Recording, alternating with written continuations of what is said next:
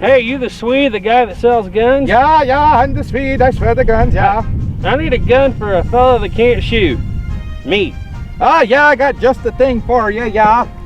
Yeah, this is a close-up belly gun. Don't have to worry about aiming for it. I said I need a gun for a guy that can't shoot, not an expert. No. If you can't shoot, you just walk up to them and then you shoot them point to blank. But what if I want to be a little further away, but not too far away? Oh, yeah, sure. I got just the thing, yeah. Very specialized. Whoa!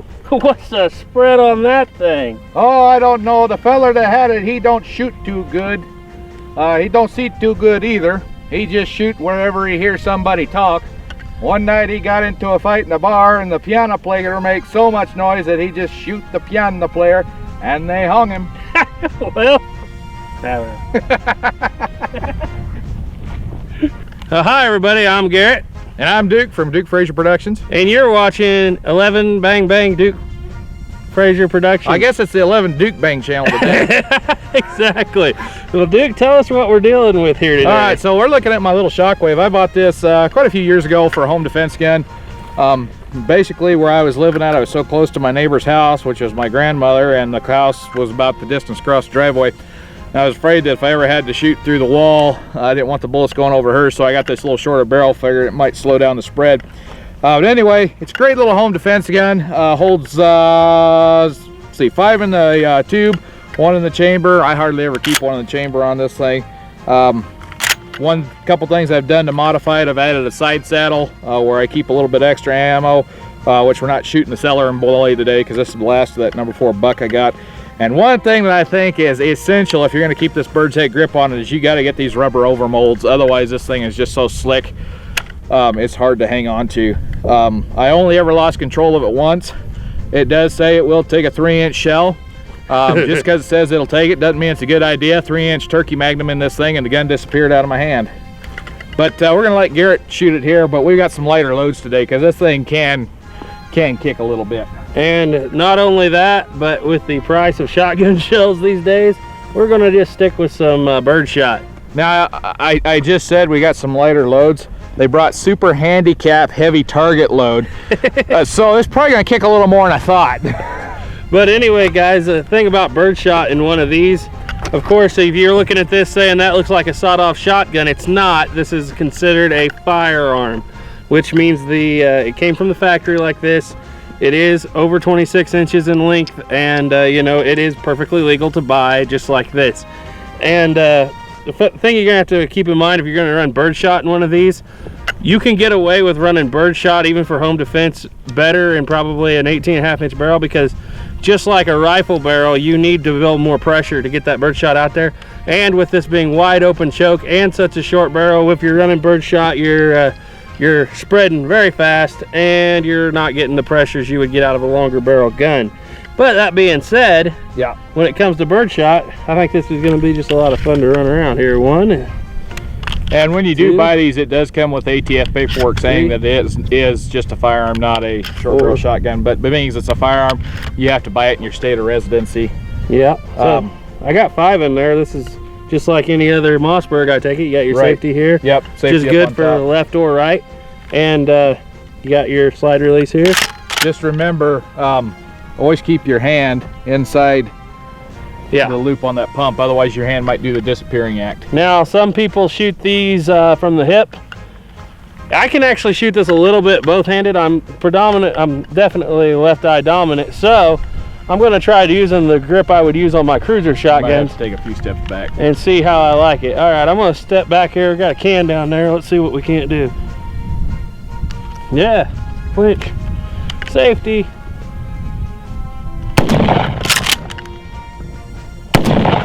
Shooting a little high. Hey, I'm going to put this up and put it on safety. I can't hardly see that can. Caleb, set it up. Well, it's behind the grass turf. Just shoot the turf out of the way. Yeah, set it up on that grass there. I will say this, compared to a cruiser, this is a different grip to get used to. Set it up on top of the stem of the Yucca. There you go. This is a different grip to get used to compared to the cruiser grip. Because on the cruiser grip, your hand's like a pistol, you know? Right. On this, you have to move your hand around a little different. Some people really like it, though. I did it again, flinch.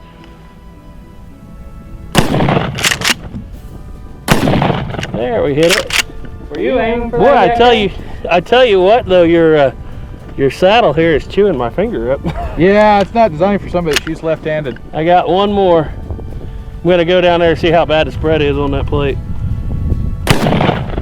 Well, you missed it by about 3 feet. Yeah, it went high. Anyway, I'm gonna let you have that because being left-handed with that saddle on there, it's flat chewing my finger up. All right, so one thing I just absolutely love about this standard Mossberg action, I love Mossberg shotguns, even though this is the only Mossberg I own. Loading these things is a dream. I have a Remington 870. I don't really enjoy loading it. I've got a TriStar. My thumb always gets caught in that, but the Mossbergs, I always love them, so I'm gonna have to get me a regular Mossberg for hunting. But yeah, I got your standard. You got your release there for the slide. Let you put one in. Flip the safety off, and you're golden. One thing I learned the hard way was when I was bringing this up to shoot one day, I held it right here. It'll bite your chin and let you know about it.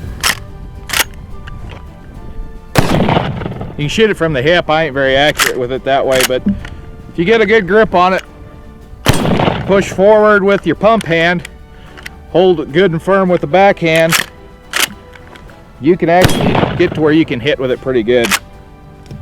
So one of these things on these side saddles, there's so many screws on this thing holding it together that every once in a while you just got to pay attention, make sure that they don't come loose on you. All right, I'll give her another go. This time I'll try right-handed. We will take the plastic holes with us though. Okay. You could technically top this off and it would hold 6 just fine, just like any other Mossberg, but we're sticking with 5 here. Put my hand in there before I forget. Back up a little bit, you're out of camera. You lost your saddle. Oh, lost the saddle. Hey, now I can shoot the other way. Looks like the screw head come off. Well, it looks like the saddle didn't survive, but that don't mean we can't shoot it. That's that screw, ain't it? Still gonna chew my Which hand. means I gotta go find all the parts to put that back together. Pins. There we go. For me, that's much better without the saddle and flinch. There you go. Yeah, I hope that screw don't fall out of there because I gotta wait till I get the other screw that goes in there. So yeah, unfortunately my side saddle I had on there, what the heck?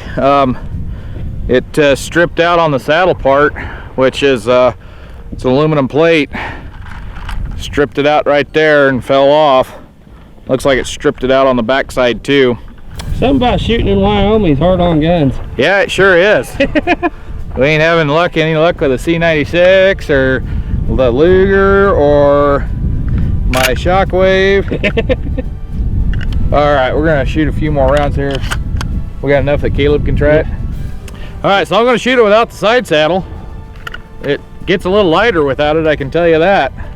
But I'm gonna have to go send for back home and get my parts and pieces to put it back together.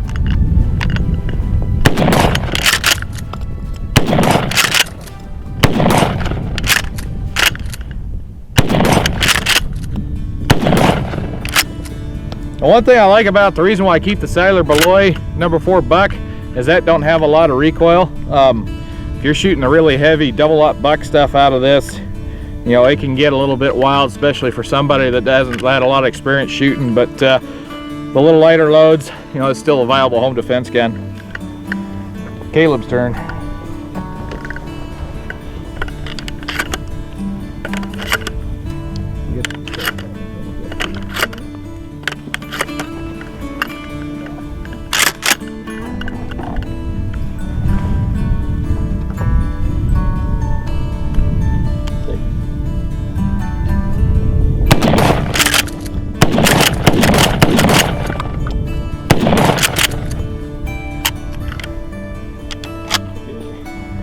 Well guys, I appreciate Duke letting us shoot this gun. I've actually been in the market to get one for a while, and I'm glad I tried it first because having not shot this bird's head grip style, I now know that I'm going to have to practice a little bit with this because the pistol grip is what I usually shoot, the cruiser style. and pretty proficient with that, but this will take me as a lefty a little bit more time to get used to. However, I do really enjoy this gun, and I believe that with birdshot especially, you could shoot this one-handed pretty easily. I have shot it. It's not fun. Not fun? It's not fun. No. So, sorry we ripped your side saddle off. It would have come off one way or the other. But yeah, it's definitely a fun gun. I keep it around. Little home defense gun. Sometimes I'll throw it in the Jeep if I'm going somewhere and I don't want to pack a full shotgun around. But one of these things on these is you can't conceal carry them. Then if you get caught concealed carrying it, then it changes the legal definition to actually a short barrel shotgun from what the letter I have from the ATF says on it. But yeah, definitely a lot of fun. Definitely worth the investment just for home defense purposes, but do keep in mind, if you can't handle this thing, you probably shouldn't buy it for home defense. Any closing remarks? Trust in God. Keep your powder dry. Bye.